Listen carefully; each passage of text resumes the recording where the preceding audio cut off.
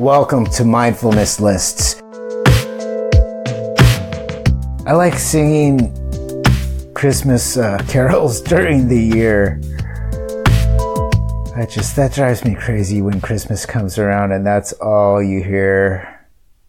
I guess I'm setting myself up, but we do have preferences. I'm going over this information and by no means am I some enlightened being. And that's probably what makes me qualified to help you guys, is that I'm just like you. And I would like your help as well. If you have any suggestions or comments, anything you would like to talk about, you can email me 24 hours a day, 7 days a week, 365 days a decade. Okay, that's the catch there. At mindfulnesslists@gmail.com. That's where you can reach me at. Okay, we're continuing on with my review and summary of The Untethered Soul by Michael A. Singer. We are on chapter 3. And I want to reiterate that a lot of this stuff, I'm just plagiarizing it. I'm basically distilling it. I'm taking it and just cherry picking out the good information for you guys. I think this is really helpful. And by all means, my intent is that you go out and buy this book or buy the audio book as well. I have both of them, and they're just incredible roadmaps for when we inevitably get lost. This information, it's golden. So we're gonna continue on with chapter 3. It's called Who Are You? I think that was from Alice in Wonderland as well, when that caterpillar sitting there smoking whatever it's smoking and asks Alice in Wonderland that question. Wow. I don't know that author's name, but that person had to be doing something crazy. Okay. So this is what Michael Singer states and asks in that chapter. One of my insights. There once was this famous speaker, and someone asked her how she was so effective. She explained her technique was speaking. She explained her way of speaking was to state her point, support her point, and then to state it again. A lot of this information, it's redundant, and it's pretty easy to comprehend with our intellect, but putting these practices into action is the key to their efficacy. We really need to live this stuff, and it's pretty deep, when you get to a point in your day when something happens. It's not always easy to remember these little things. So what I suggest is just take one thing at a time. Sometimes in the past, I've went to the library and got a bunch of books, and I'm so excited about it, and then I don't end up reading any of them. So I think just doing one thing at a time, if you're going to work on whatever, doing yoga or working on your diet, whatever it is, lifting weights, working on psychology, understanding philosophy, any of that stuff, just take it in baby steps, because there's no rush. There's no rush at all. Just take your time and create a nice, solid foundation and enjoy the ride while you're doing it. So in chapter 3, Singer talks about this teacher named Ramana Maharishi. And the Maharishi stated that if a person wants to attain inner freedom, the only question they have to ask constantly is, who am I? Simple. Who are you? So the Maharishi explained that the question, who am I, was more important than reading books, learning mantras, or going to holy places. This is one thing that you can do to probably to find more peace and just help you in a bunch of different areas. It's a fun question to ask yourself and other people. It sounds a bit like this. Who are you? Okay, well, I'm Mitch Zeleny. I was born in Santa Barbara. My parents are Greg and Marie Zeleny. My birthday is October 29th, 1970. I'm 48 years old. when I was growing up, I had a great life. My dad was kind of a jerk, like a lot of dads, although it led me towards information to feel better. So it was a double-edged sword. All these different things about me, who I am, thoughts, I'm a male, my thoughts, my beliefs, where I'm from, all that type of content. Who are you? Okay. So those statements were about the experiences and story of my life. And I'm the one who witnessed those things. Or we could refer to it as the objects in my life, and I'm the subject that witnessed those objects. Here's the questions you need to ask yourself to develop a strong understanding of reality. Who sees when you see? Who hears when you hear? Who feels when you feel? Who thinks when you think? Who dreams when you dream? And who watches the dreams?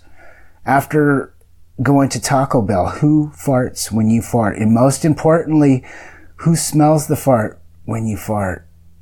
That's not funny.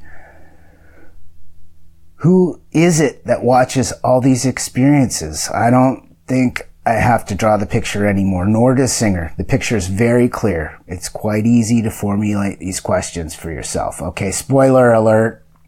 Obviously, the simple answer is me. I'm the subject who is aware of all these sense objects. Immediately, that answer explains what you're not. You're not the outside world. You're the one who is inside looking out at that world. Even if everything in the world disappeared, you'd still be there. Maybe you'd be feeling amazed, might be afraid, or maybe even feeling a little relieved. Woo, don't gotta go to work tomorrow. But there would still be an awareness of all these thoughts that you're having as well. So even if everything disappeared, our awareness would still be there. Another question to ask is, don't you have times when you're not having emotional experiences and instead you just feel quiet inside? Yeah, I do too. I love those times. These times are similar to the clear sky when you look up. There's nothing there, but there still is awareness of that space. You can still perceive space if you look up in the sky, or nothingness. So there's an awareness of nothingness as well. So it's pretty awesome that you can be aware of nothing. The dictionary defines the verb to think as to form thoughts, to use the mind to consider ideas and make judgments. The question is, who's using the mind to form thoughts and then manipulate them into ideas and judgments? Does this experience or other thoughts even exist when thoughts are not present? I said that slow because that was kind of a mind bender. You know, there's no need to do drugs or get high when you think about those type of things. It feels to me like comparing space-time to time-space, or talking about the different dimensions. It's kind of a bell ringer. What's the meaning? The meaning is thoughts can stop and they can also get extremely noisy. Sometimes you have many more thoughts than other times.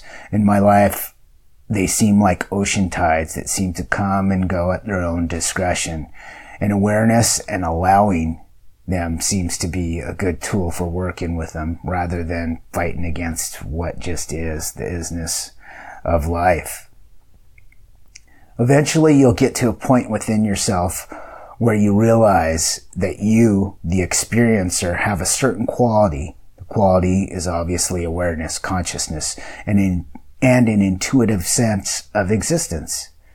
There's something that requires no intellect. You just know. This is something that you just know. How relieving is that? It's like getting the day off of work.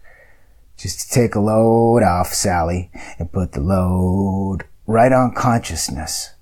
That's just something wonderful that just requires nothing. no instructional manual, no fee, no shipping and handling, just a knowing, something that you know, something that you experience. Certain things, I've talked about it before in my first few episodes. Just what you know and what you think. They're such different things. What do you really know? And just being aware of that, because there's this constant chatter going on about all these thoughts about what we know and what is. And when it comes down to it, there's really just a handful of things that are absolute truth. Absolute truth. Only a couple things. You need to go to the bathroom, you're hungry, and you need to sleep. I don't know.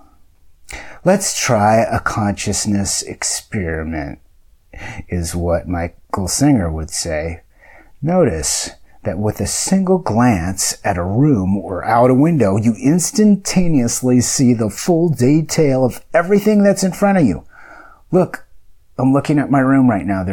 My room's pretty clean, but there's a lot of different stuff. A bunch of different guitars. There's a computer monitor, a table, a dresser, a bed. And so you do that. I look at it and I know exactly what's there. Now try to use thoughts or words to explain everything that you saw in a single glance. It's obvious that there's a big difference. You look at something and instantaneously, it's just an instant picture. You absorb everything. That's awareness. Yet you switch over to your mind and your intellect and your words, and it takes a lot more effort. So that's probably the difference between thinking about something or believing something and then just knowing it. You look at it and you know it. You don't have to verbalize everything. You just know what's going on when you look at it. Okay, let's try something else. Now make believe that your awareness doesn't exist. Just turn it off. It's impossible, isn't it? You just can't. There's no stopping awareness. We're constantly aware. It's always on. And that's another beautiful thing. It just doesn't take any effort. You don't have to lift weights to go be awareness or take a course on how to be awareness. It's just there. Something that I would always think about that was a really, I don't know whether to call it a conundrum or a paradox, but it seemed really stupid to me. I'd be sitting there giving people yoga classes and I'd say, now just make sure that you're breathing. It's like, obviously you're breathing, or I would be calling 911 if you weren't breathing. So just breathing properly though. When you breathe in and out through your nose, that is the key. That's the key to being calm, whether you're in a yoga class or whether you're sitting here listening to my voice. Breathe in and out through your nose. Simple health solutions. Okay. So now when Singer asks, who are you? You answer, I'm the one who sees from back in here somewhere. I look out and I'm aware of the events, thoughts, and emotions that pass before me. If you go deep, that's where you live. You live in the seat of consciousness. Wise people live there without effort and without intent. You effortlessly look outside and see all that you see and sit far back enough inside to see all your thoughts and emotions as objects being viewed by you, the subject. You're the center of your consciousness. You're behind everything, just watching. And that's your true home. Eventually, time is an angel or devil, best friend or worst enemy.